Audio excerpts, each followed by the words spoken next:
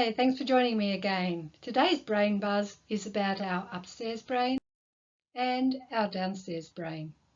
Last summer, I was enjoying a walk in the Australian bush, not far from where I live, when without any warning, I suddenly saw a snake on the track. My peaceful afternoon walk was immediately shattered, and I was instantly terrified. Unimpeded by the thought process, my downstairs brain kicked in and began preparing me for fight or flight.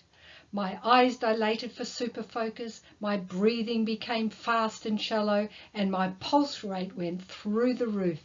Adrenaline and cortisol were flooding through my bloodstream, ready for a superhuman effort to survive. All of this was occurring in my limbic system, a big part of my downstairs brain. In fact, it was my amygdala that declared the emergency and hit the panic button.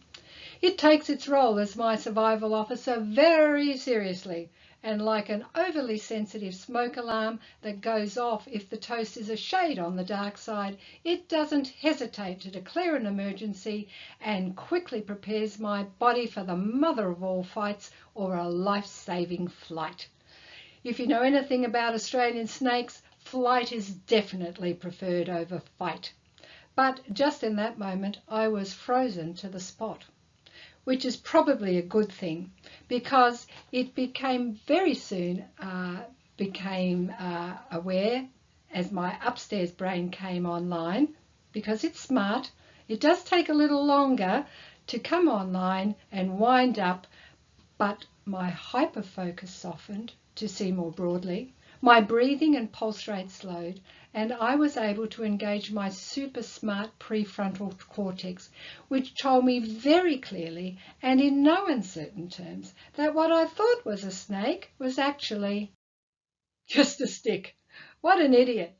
I'm hoping nobody saw me scared out of my wits by a stick. So, what was all the fuss about?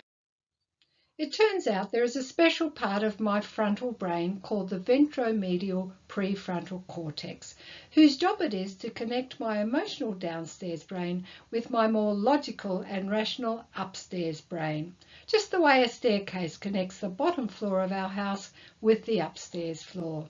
Sounds easy, right? But of course it's not. Not for adults, and certainly not for children.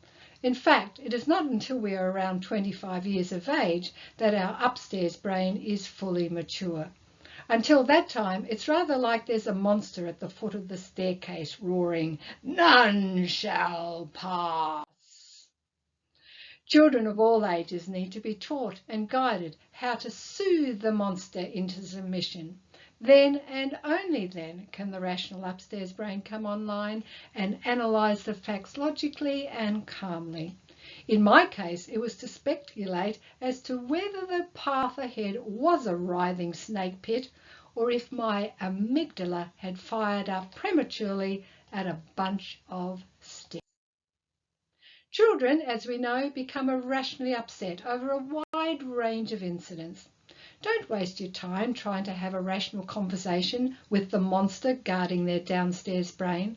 It's much better to reach out and calm and soothe this prickly beast and connect it with the raging emotions it is generating. This is not about condoning an emotional meltdown, but it is about acknowledging and validating their big feelings, just the way you would if your best friend came to you in the middle of a relationship crisis. Then and only then can you communicate in a meaningful way with their upstairs brain.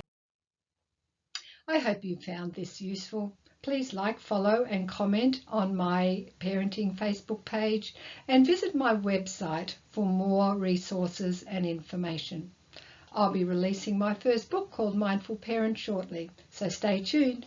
Until then, remember that mindful parents rock.